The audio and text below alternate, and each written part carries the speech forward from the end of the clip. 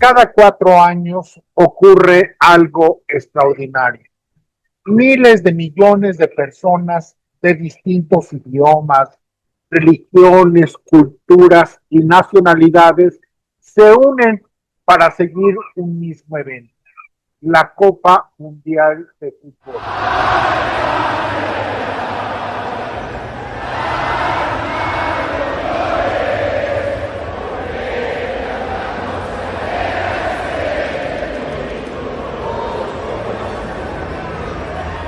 Y mientras millones celebran goles, sufren derrotas o sueñan con la gloria deportiva, el Mundial nos deja lecciones mucho más profundas que las que ocurren dentro de la cancha. Nos deja lecciones sobre la migración, la diversidad y lecciones sobre economía. Porque si observamos con atención el Mundial 2026, veremos al menos dos fenómenos fascinantes. Primero, que las elecciones más exitosas suelen ser producto de sociedades abiertas, capaces de atraer e integrar talento proveniente de todo el mundo. Y segundo, que el propio Mundial es una demostración espectacular del gran poder creador de la economía de mercado. Por tanto, este Mundial 2026 nos demuestra el valor de la migración, aunque existe una contradicción curiosa en nuestra época. Hay personas que celebran a equipos llenos de jugadores con orígenes diversos y vibran con sus resultados, mientras en la vida real condenan la inmigración. Sin embargo, ambas cosas están íntimamente conectadas. El fútbol moderno es un producto neto de la movilidad humana. Los jugadores viajan, las familias migran, los talentos son demandados y cruzan fronteras. Y las sociedades que reciben e integran ese talento suelen beneficiarse enormemente. Tomemos algunos ejemplos. La selección francesa ha contado durante décadas con jugadores cuyos padres o abuelos llegaron desde África, el Caribe, Europa Oriental o Medio Oriente. La selección inglesa incluye futbolistas con raíces jamaiquinas, nigerianas, irlandesas y de muchos otros lugares. Alemania ganó el Mundial de 2014 con figuras como Mesut Özil, hijo de inmigrantes turcos. Estados Unidos, Canadá y muchas otras sociedades modernas reflejan una realidad evidente. Las sociedades abiertas atraen talento. Y el talento no pregunta por pasaportes. El talento aparece donde encuentra oportunidades. Y los economistas llevan siglos observando un principio fundamental, que la riqueza surge cuando las personas pueden intercambiar libremente conocimientos, habilidades e ideas. Y la migración amplía precisamente ese intercambio. Cuando una persona cruza una frontera legalmente para trabajar, emprender o desarrollar sus capacidades, lleva consigo conocimientos, experiencia, creatividad y esfuerzo. En términos económicos, aumenta el capital disponible. Y en términos deportivos ocurre exactamente lo mismo. Las ligas más exitosas del mundo no son las más cerradas, son por el contrario las más abiertas. La Premier League inglesa atrae talento de decenas de países. La Liga Española se ha enriquecido históricamente con jugadores extranjeros. La MLS estadounidense crece precisamente porque importa talento global. Y el resultado es el mejor espectáculo, mayor competitividad y más innovación. Y lo mismo ocurre con las economías. Muchos de los discursos de burla o subestimación en contra de selecciones diversas como la francesa, la sueca o la holandesa, en realidad son discursos contra las sociedades abiertas y plurales. Y al final son el disfraz de un discurso conservador contra las sociedades abiertas y la inmigración. El rechazo al jugador es en realidad rechazo a la sociedad abierta y al talento. Y aquí aparece una discusión incómoda. De vez en cuando surgen voces que cuestionan si ciertos jugadores son verdaderamente franceses, ingleses, alemanes o estadounidenses debido a su origen familiar. Pero esa crítica revela algo más profundo. No es realmente una crítica al fútbol, es una crítica a las sociedades abiertas, porque una sociedad abierta reconoce que la pertenencia no depende de la sangre ni de la etnia, depende de la participación, del compromiso, de las ganas de integrarse a una colectividad, del respeto a las reglas comunes y de la contribución en suma al conjunto. Nadie le debería preguntar a Julián Quiñones, tras anotar el gol de la primera victoria de México en esta mundial, si sus abuelos nacieron a 1000 kilómetros de distancia. Lo que importa es su desempeño, su esfuerzo, su capacidad, exactamente los mismos criterios que deberían importar en una sociedad libre. El mundial, por tanto, no solo es el triunfo de la sociedad abierta, es también el triunfo de la economía de mercado. Por tanto, observemos el torneo desde otra perspectiva. La Copa Mundial será uno de los eventos económicos más grandes de la historia. Ya de por sí es el espectáculo más visto en la historia humana.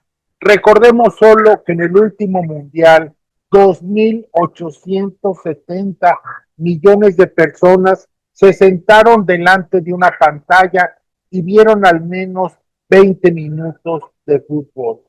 Es decir, vieron a 22 personas de distintos orígenes corriendo detrás de un balón. En la inauguración de este Mundial 2026, 1.200 millones de espectadores vieron tal inauguración. Y se calcula que una de cada 7 personas en el mundo siguió el evento. Y que la FIFA cerró el ciclo de Qatar de 2019 a 2022 con un récord histórico de 7.500 millones de dólares de ingresos totales y prevé tener ingresos por 13.000 millones de dólares para el ciclo de este mundial, es decir, un 72% más. 13.000 millones de dólares que equivalen a los ingresos de empresas como Mattel, de juguetes, Ferrari, los automóviles de lujo, Under Armour, ropa deportiva o Spotify del streaming. Y estos 13.000 millones de dólares incluso incluyen un contrato muy ventajoso entre la FIFA y Aramco, la petrolera estatal árabe. Si usted ha visto los partidos de fútbol, verá la permanente presencia de la publicidad de Aramco, que es también una forma de que el régimen árabe lave un poco su mala experiencia, su larga tradición en violaciones de derechos humanos y autoritarismo. Y no por nada, por cierto, la presidenta Claudia Sheinbaum, acosada por los escándalos de narcocorrupción de su gobierno y de su partido, pues se sube precisamente al mundial en algo que se conoce dentro del marketing como el sport washing, de modo de, bueno, pues ahora habla hasta de invitar al Pato, tan famoso que se ha hecho. Bueno, pues precisamente el sport washing ofrece a regímenes acusados con una mala imagen, un desprestigio galopante, como en el caso de Claudia Sheinbaum o del régimen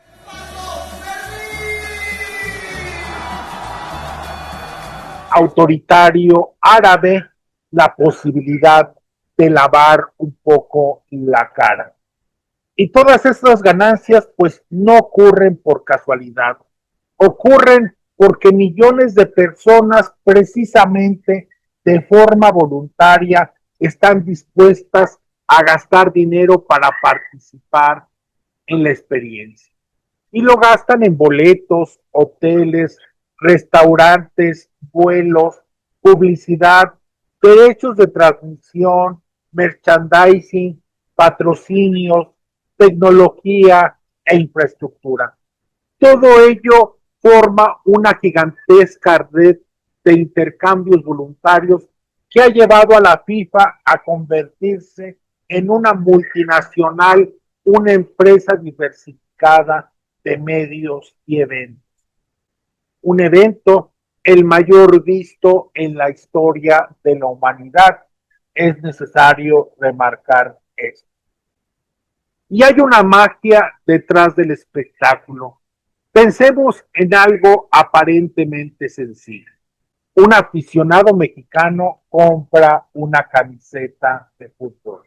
Y la camiseta pudo haber sido diseñada en un país, fabricada en otro, transportada por una empresa internacional, vendida por una plataforma digital y promocionada por una agencia de marketing ubicada en otro continente lejano. Miles de personas participaron en todo ese proceso sin conocerse ni hablar directamente entre sí. Y nadie las obligó, nadie las coordinó desde un ministerio central, nadie diseñó todo el sistema desde algún punto, alguna oficina o desde arriba. Y sin embargo, todo este sistema funciona y lo vemos todos los días en las transmisiones del Mundial. Y esa es precisamente la esencia del mercado. Millones de individuos cooperando pacíficamente, sin necesidad de conocerse, solamente a través de precios, contratos e incentivos.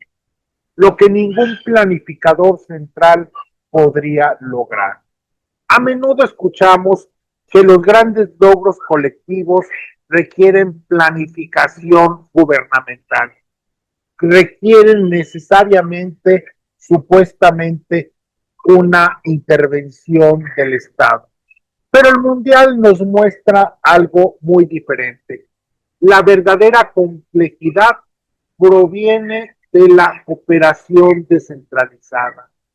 Es decir, las aerolíneas ajustan rutas para cubrir este mundial, los hoteles expanden servicios, los restaurantes contratan más personal y diseñan nuevas experiencias, las empresas tecnológicas desarrollan plataformas, los medios producen nuevo y competitivo contenido, los patrocinadores financian nuevas actividades y todo ello ocurre porque existen incentivos económicos, porque las personas buscan servir a otras para obtener ganancias.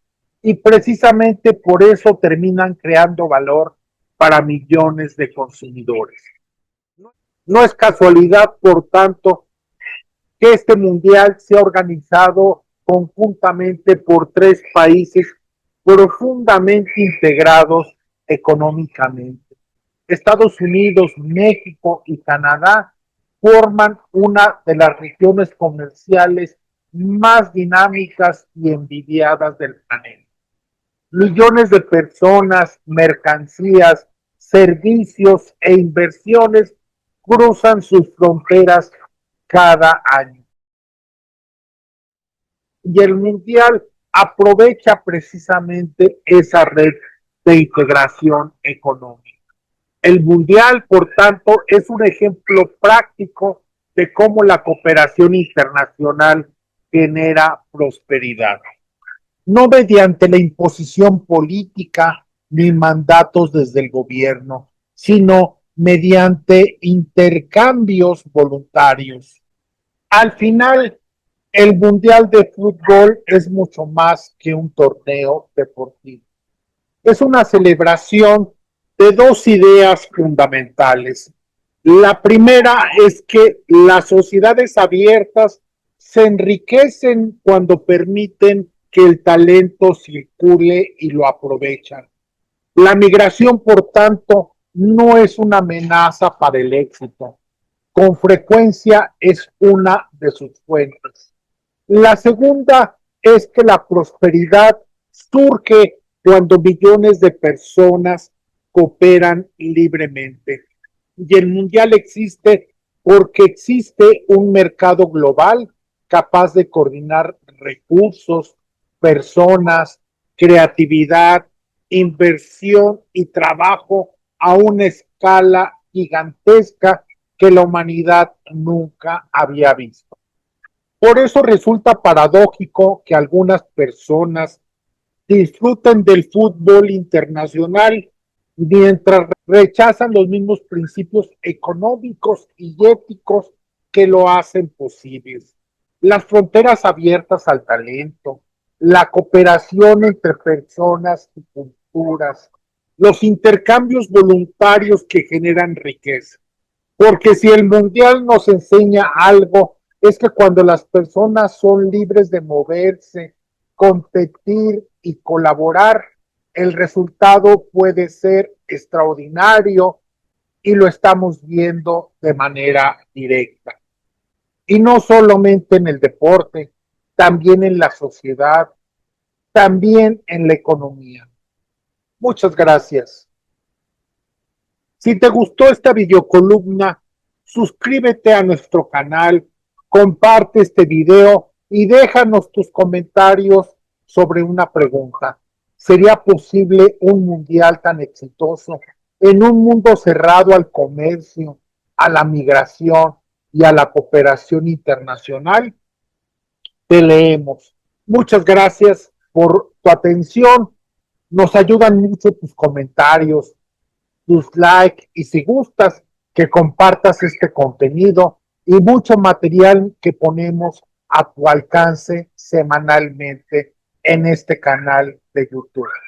Muchas gracias, excelente semana, feliz mundial. Que ya habrá tiempo después, cuando este mundial termine, para despertarse a las malas noticias y a la realidad que allí sigue estando, aunque esté opacada por ahora por la emoción, las alegrías y los llantos por la justa internacional.